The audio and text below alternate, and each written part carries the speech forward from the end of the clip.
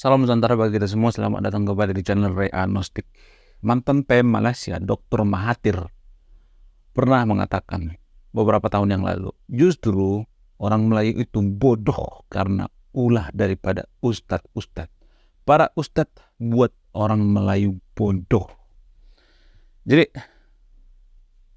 mungkin ya, yang dimaksud daripada Dr. Mahathir ini ya, sebelum saya jelaskan ya, apa yang dimaksud daripada Dr. Mahathir ini. Di antara sahabat yang nonton video ini yang berpikiran sempit, yang biasa melontarkan kalimat-kalimat, tahu apa lu tentang agama? Sok tahu lu, ngaji dulu sana. Jadi orang-orang seperti ini adalah orang-orang yang berpikiran sempit. Jadi mohon skip video ini sebelum saya terjemahkan ya ke Konoha. Bagaimana orang Konoha dalam beragama ya. Mungkin yang dimaksud daripada Dr. Mahathir ini adalah justru ustadz-ustadz ini, sama seperti di Konoha misalnya, ustadz-ustadz ini mengajarkan fokus pada kehidupan akhirat daripada kehidupan di dunia. Contoh misalnya, ada banyak orang yang meninggalkan tanggung jawabnya di dunia hanya karena mikirin akhirat. Tiap hari mikirin akhirat mulu. Ya nggak jadi masalah mikirin akhirat, tapi saya melihat di Konoha itu banyak orang yang berlebihan mikirin akhirat, sehingga dia meninggalkan tanggung jawabnya di dunia. Kita tertinggal dalam teknologi, ekonomi, semua hal kita tertinggal halnya karena mikirin akhirat. Kita tidak mau melaksanakan tanggung jawab kita di dunia. Contoh misalnya, di Konoha ya, saya punya temen yang dulu pernah kerja di bank konvensional ya. Karena ustadznya mengatakan, sesumbar ustadznya mengatakan, kerja di bank itu haram. Padahal ini kan multitafsir ya. Bekerja di bank itu haram atau tidak, itu kan sampai sekarang belum bisa ada keputusan ya, apakah bunga bank itu haram atau tidak. Ini kan masih multitafsir ya, belum ada penafsiran yang utuh atau yang saklek gitu, belum ada. Jadi dia tidak menggunakan pemikiran akal sehatnya gitu. Dia tidak berpikir bahwa ketika dia keluar dari bank, apakah si ustadz ini yang ngasal bacot ini membantu dia? No, dia mau tidak dibantu oleh ustadz itu. Jadi inilah berbahayanya kalau kita belajar agama itu tanpa menggunakan pemikiran akal sehat. Sehingga dia diceraikan sama istrinya, anaknya terlantar gitu. Dia jadi gembel sekarang seperti orang gila karena kehilangan pekerjaannya. Kehilangan pekerjaannya satu-satunya. Jadi solusinya bagaimana? Solusinya ya menggunakan akal sehat dong. Kalau ditanya saya pribadi ya, gunakan pemikiran-pemikiran yang masuk akal. Karena sampai sekarang pun tidak ada pemuka agama yang bisa memutuskan apakah bunga bank itu riba atau tidak. Wong dari manual booknya juga sudah multitafsir. Kalau dari manual booknya sudah multitafsir, ini bikin orang jadi keblinger, bikin orang jadi gila, bikin orang seperti ini tidak waras dalam beragama, bikin bodoh. Kalau saya boleh jujur ya, justru kitab suci yang multitafsir ini bisa bikin orang jadi bodoh. Yang harusnya kita dalam beragama itu makin cerdas, tapi makin bodoh karena multitafsir. Standar ganda. Di video sebelumnya saya sudah bahas ini, apa itu yang dimaksud dengan standar ganda dalam beragama. Atau ayat-ayat dari manual book ini, dari buku panduan ini, seringkali standar ganda atau multitafsir. Atau selanjutnya misalnya, para pemuka agama di Konoha saya melihat ya, para pemuka agama itu justru mengajarkan tutorial cara menipu. Contoh misalnya, makan-makan palsu, wakaf-wakaf palsu, nasab-nasab palsu. Apa ini kalau nggak mengajarkan ketidakjujuran kepada masyarakat? Sudah ngasih tutorial langsung gitu. Gini cara nipu sebenarnya gitu. Ya kan? Jadi apa nggak bodoh gitu? Masyarakat kita apa nggak bodoh gitu? Kalau misalnya ada pemuka agama yang mengajarkan seperti itu, nggak bodoh gitu? Apa nggak tambah bodoh gitu? Apa nggak IQ kita turun gitu?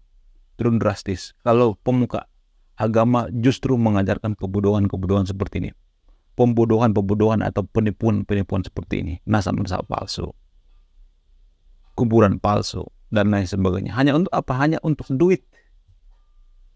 Mereka memanfaatkan agama itu untuk apa? Untuk kepentingan pribadinya. Di makam palsu itu kan ada kecerengan ya. Jadi ini yang mereka mau, duit.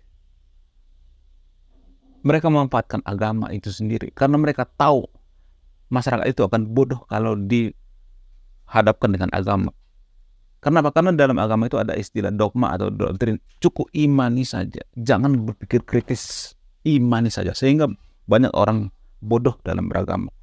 Alasan selanjutnya adalah karena mengedepankan hafalan daripada berpikir kritis. Jadi salah satu agama tertentu di Konoha mengedepankan hafalan daripada berpikir kritis.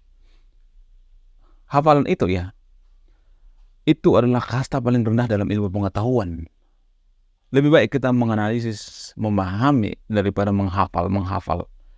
Daripada menghafal ribuan ayat misalnya di manual book itu, di buku panduan itu, lebih baik kita memahami satu aja deh, memahami dan melafalkannya. Itu jauh lebih berguna atau berfungsi daripada hanya menghafal tapi tidak pernah kita tahu itu artinya apa dan tidak pernah memahaminya. Alasan selanjutnya misalnya karena Ustadz lebih banyak mengajak berdoa daripada berpikir dan bekerja, terutama agama mayoritas di Konoha. Saya juga sering melihat orang berpikir seperti ini kok. Contoh misalnya ada terjadi masalah misalnya dalam hidupnya, jadi dia berpikir bahwa ini adalah cobaan daripada Tuhan. Ini adalah cobaan daripada Tuhan. Padahal bisa aja karena ulah dia sendiri kan. Misalnya di PHK dari pekerjaan misalnya. Terus setelah di PHK dia berpikir, oh ini adalah cobaan daripada Tuhan. Bisa aja karena dia malas kerja di pekerjaannya. Bisanya karena hilang-hilang dalam bekerja gitu. Bisa aja dia tidak profesional. Bisa aja dia karena main HP sambil kerja gitu. Bisa aja dia tidak serius dalam bekerja. Bisa aja dia karena nipu di dalam pekerjaan itu. Masa kita mengatakan oh ini cobaan daripada Tuhan? Ya kan? Nggak masuk akal. Sungguh tidak masuk akal.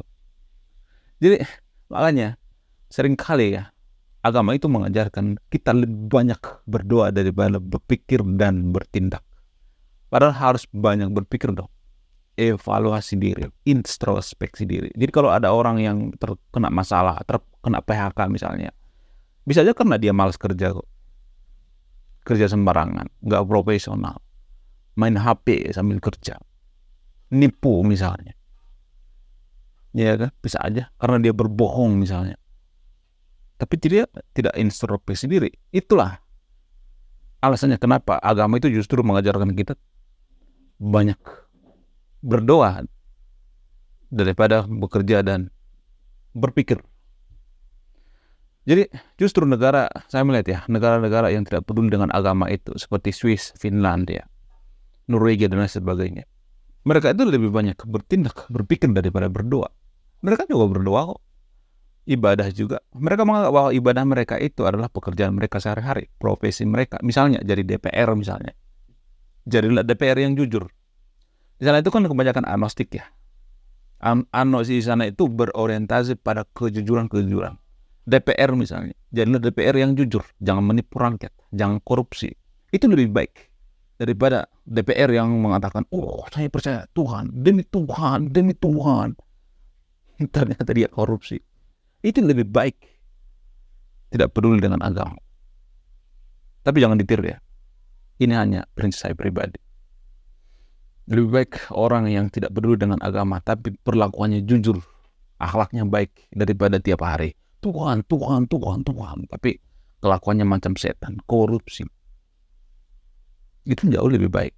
Jadi selama ini kita dalam beragama itu sudah kebalik-balik gitu, sudah keblinger gitu. Kita beranggapan bahwa dengan berdoa bisa menyelesaikan masalah semuanya. Enggak.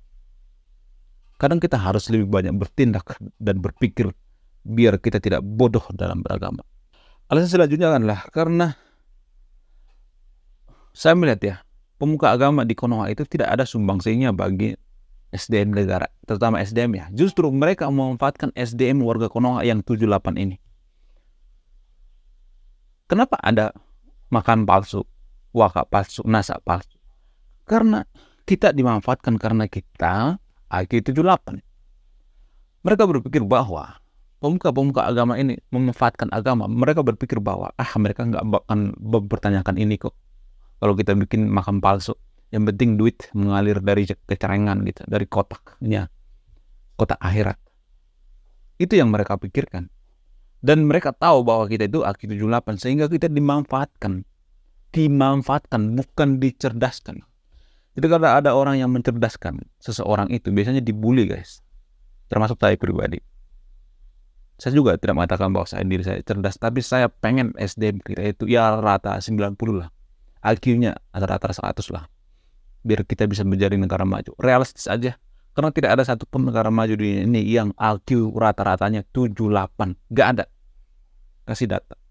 Jadi kita tidak bisa menjadi negara maju kalau IQ rata-rata kita 78. Gak bisa. Minimal 90 deh. 100. Jadi justru saya melihat pemuka agama di Konoha itu tidak ada sumbangsinya dalam menaikkan IQ seseorang, SDM seseorang. Justru memanfaatkannya, makam palsu, wakaf palsu, membodohi umat. Gak usah mikirin dunia. Padahal dia dalam berdakwah itu menggunakan Alphard, mematok tarif ratusan juta sekali berdakwah. Apa itu namanya bukan mikirin dunia? Gak usah mikirin dunia. Zaman dulu pemuka agama nggak gitu kok. Pemuka agama zaman dulu tuh nggak dibayar. Malah dia yang membayar orang. Itu zaman dulu pemuka agama seperti itu.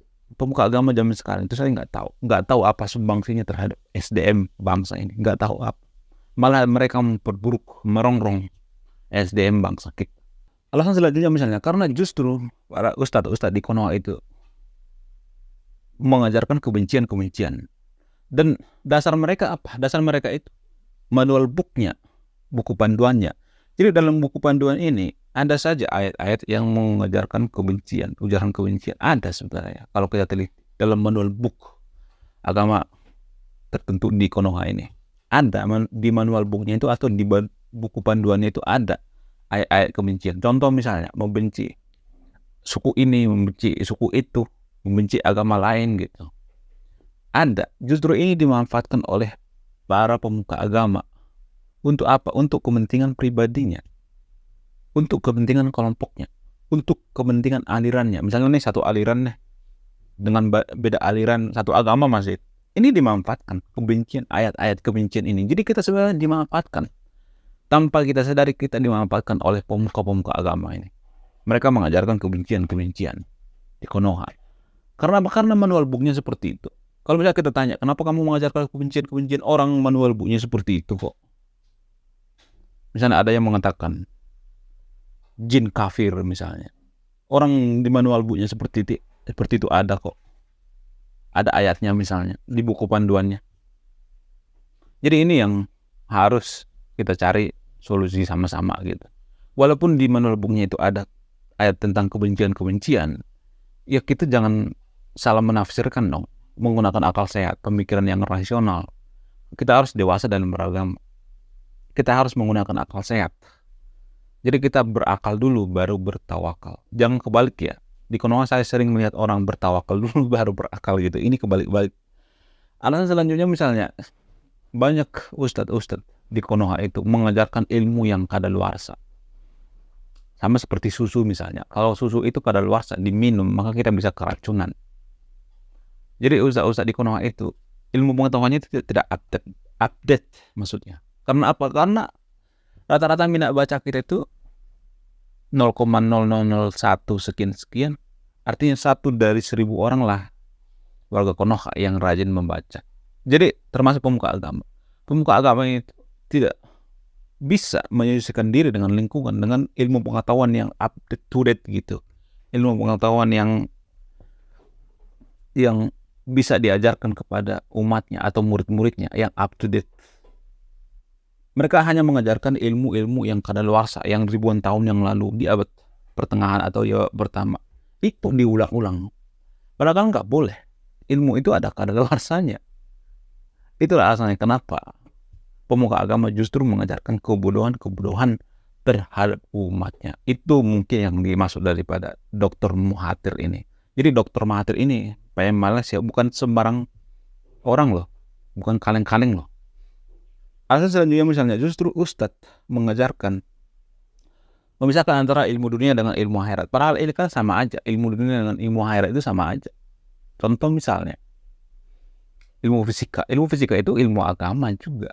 Karena apa? Karena dengan kita menemukan sesuatu yang bermanfaat, misalnya ilmu fisika atau ilmu kedokteran deh. Misalnya kita menemukan vaksin kanker misalnya, cancer misalnya. Maka ini akan menjadi ilmu agama. Karena apa? Karena dengan penemuan ini akan menyelamatkan umat manusia. Dan ini adalah ilmu agama. Ini adalah tujuan daripada agama. Agama itu tujuannya apa? Untuk menyelamatkan nyawa manusia, kebaikan. Jadi ilmu dunia dengan ilmu akhirat itu nggak boleh dipisah sebenarnya. Kalau tujuannya baik ya, karena sama-sama baik. Kita menemukan vaksin misalnya, tujuannya baik ya. Jadi itu bagian daripada ilmu agama juga. Jadi tidak boleh dipisah. Tapi justru ustadz yang ada di Konoha memisahkan.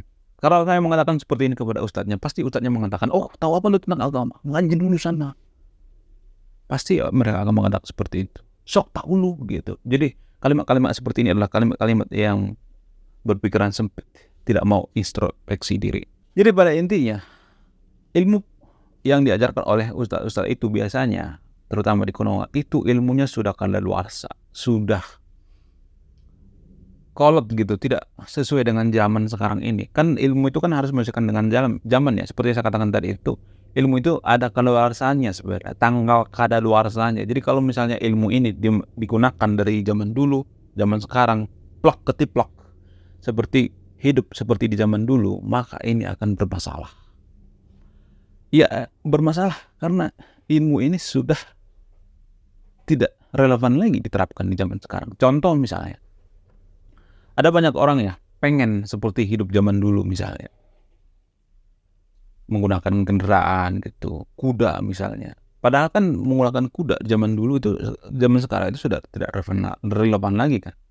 Atau contoh lain misalnya, mohon maaf ya, cebok menggunakan batu misalnya. Zaman dulu itu kan karena jarang air ya, di gurun jarang air, jadi mereka menggunakan batu.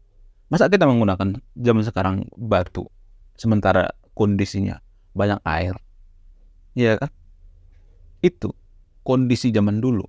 Atau menggunakan penutup kepala misalnya, di gurun kan banyak debu ya. Sementara di Konoha kan nggak banyak debu ya. Jadi kalau menggunakan penutup kepala itu kan menghindari muka kita dari debu. Tapi kita masih menggunakan itu zaman sekarang. Karena apa? Karena kita mencintai simbol-simbol. Jadi tidak relevan lagi zaman sekarang ya. Kalau misalnya menggunakan bentuk kepala gitu, itu tidak relevan lagi zaman sekarang gitu. Ada banyak pengetahuan gitu. Misalnya zaman dulu gitu. Zaman dulu cara mengajarnya gitu, menggunakan kekerasan gitu. Misalnya kalau mau belajar agama di di rotan gitu. Zaman dulu kan seperti itu. Tapi zaman sekarang nggak bisa lagi menggunakan kekerasan gitu. Ada banyak ilmu yang zaman dulu tidak bisa diterapkan zaman sekarang, terutama ilmu yang ada di agama itu yang ribuan tahun yang lalu tidak bisa lagi diterapkan di zaman sekarang. Ya kalau mau terapkan itu plak ketiplak seperti zaman dulu, ya hiduplah di zaman dulu, jangan di zaman sekarang. Hiduplah sesuai dengan zaman kita. Oke? Terima kasih.